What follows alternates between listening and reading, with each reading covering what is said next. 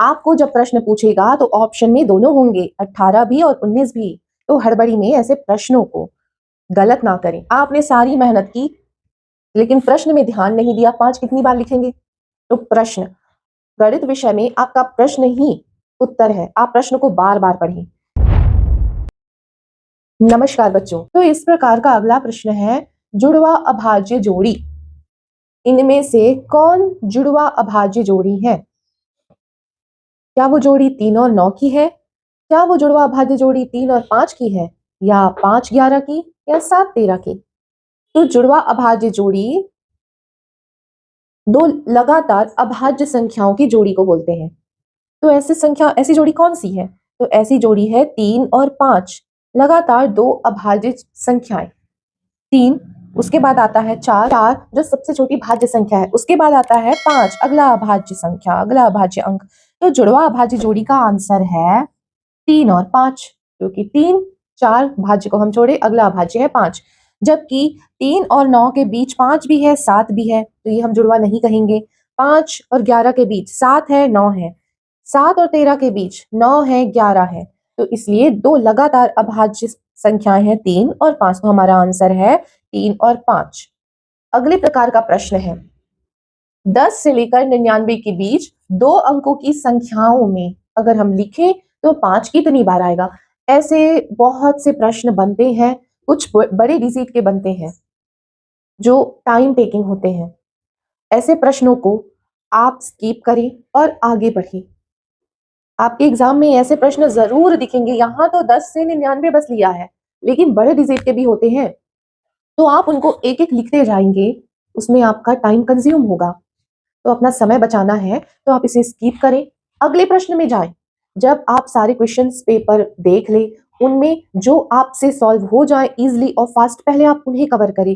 Last में जब आपके पास समय अगर बचे तब आप ऐसे प्रश्नों पर आए और इसे हल करने का प्रयास करें। ये तो आपसे जल्दी हो जाएगा। 10 से 99 कोई बड़े संख्याओं के बीच का नहीं पूछा है, लेकिन जब बड़े अंक पूछे तब आप इसे स्किप करके आगे बढ़िए, बाद में लौट कर आए, अगर समय बचे तब ऐसे प्रश्नों को हल करें। तो यहाँ देखिए, 10 से लेकर 99 के बीच दो अंकों की संख्याएं अगर हम लिखें तो 5 कितनी बार लिखेंगे? तो दो अंकों की बोला है, तो सबसे पहले आता है 15, 15 के बाद 25, 35, 45, अब है पूरी 50 से लेकर 59 तक। 50, 51, 52, 53, 54, 55, 56, 57, 58, 59। तो 50 से लेके 59 तक की आपकी तो ये लगातार सीरीज हो गई। उसके बाद 65, 75, 85, 95। तो अब हम काउंट करते हैं, 1 2 3 4 5 6 7 8 9 10 11 12 13 14 15 16 17 18। अभी तक तो 18 है, लेकिन कुछ तो है जो छूट रहा है। क्या आपको वो छूटा हुआ संख्या नजर आया? तो चलिए देखिए। तो क्या आपको समझ में आया कि 1 5 कहाँ छूट रहा है? हमने इन संख्याओं को तो काउंट किया, लेकिन प्रश्न पूछा है 5 कितनी बार लिखेंगे। तो यहाँ एक ऐसा अंक है, ऐसी संख्या है जिसमें हमने 2 बार 5 लिखा है। तो आपने संख्याओं को तो गिना कि कितनी संख्या है, 18, लेकिन एक ऐसी संख्या है जिसमें हमने 5 2 बार लिखा है, तो वो एक 5 यहाँ छूटा, तो उसे आप ऐड करें तो आंसर होगा 19। आपको जब प्रश्न पूछेगा तो ऑप्शन में दोनों होंगे, 18 भी और 19 भी। तो हड़बड़ी में ऐसे प्रश्नों को गलत ना करें। आपने सारी मेहनत की लेकिन प्रश्न में ध्यान नहीं दिया, 5 कितनी बार लिखेंगे? तो प्रश्न, गणित विषय में आपका प्रश्न ही उत्तर है। आप प्रश्न को बार बार पढ़ें। कई बार प्रश्न में पूछा रहता है कि इनमें से कौन सा नहीं है, जैसे कि यहाँ लिखा था कि अभाज्य संख्या नहीं है, तो हड़बड़ी में अभाज्य संख्या है ये मान के भी बच्चे टिक लगा देते हैं। सारा मेहनत करेंगे आप इन्हें निकालने में, और एक छोटी सी चूक रह जाएगी, 5 कितनी बार लिखेंगे और ये छूट जाएगा।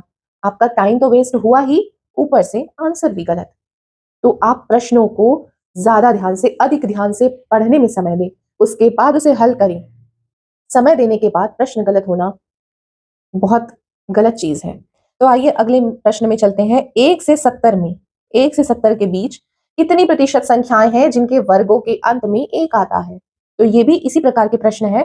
ऐसे प्रश्न आपसे ऐसे ही टाइम टेकिंग होंगे, इसीलिए मैंने पहले कहा कि ऐसे प्रश्नों को जिसमें आपको सोचना पड़े, जिसमें आपको सोच के कुछ कैलकुलेशन में थोड़ा समय लगे, उसको आप स्किप करें। मैं ये नहीं कह रही कि आप वो प्रश्न छोड़ दें, आप वो प्रश्न तब बनाएं जब बाकी सरल प्रश्नों को हल करने के बाद आपके पास एक्स्ट्रा समय बच गया है।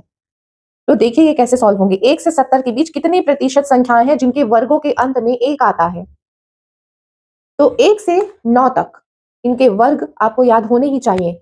जब हम वर्ग, वर्गमूल, घन और घनमूल का टॉपिक पढ़ेंगे तब मैं आपको ऐसे ट्रिक्स बताऊंगी, लेकिन उस ट्रिक में भी आपको 1 से 9 तक के वर्ग और घन तो याद होने ही चाहिए।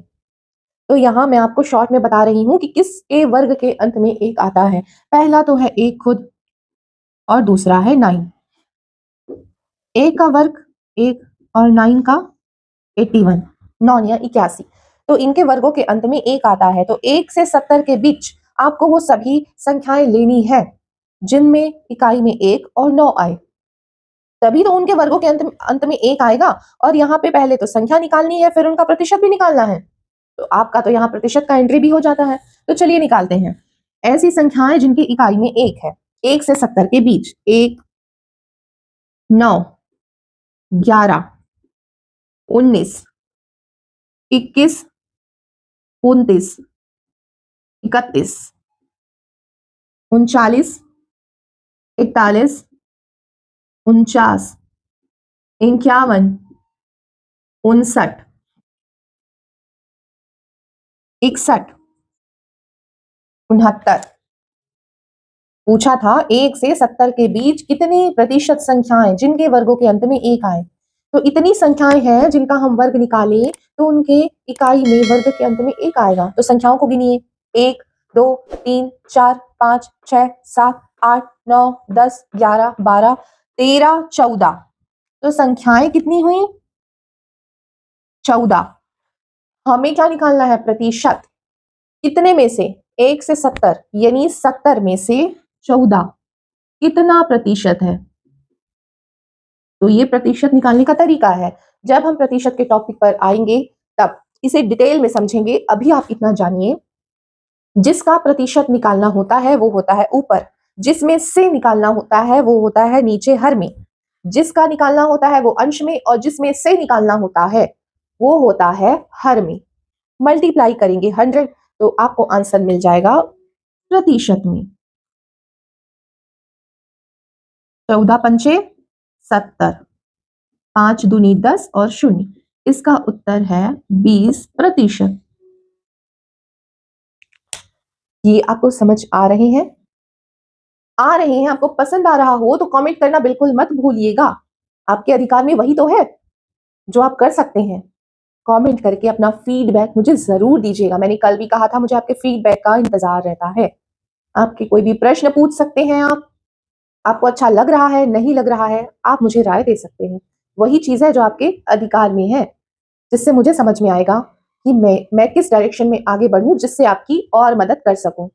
तो आइए अगले प्रकार के प्रश्नों में चलते हैं। अभी तक आपने पहला स्थानीय मान, दूसरा अभाज्य संख्याएं और तीसरा इस तरीके के काउंटिंग वाले क्वेश्चंस, यानी कि second type and third type, 3 प्रकार के प्रश्न आप नंबर सिस्टम से पढ़ चुके हैं। तो चलिए देखते हैं हमारे अगले टाइप में हमें कैसे प्रश्न मिलते हैं।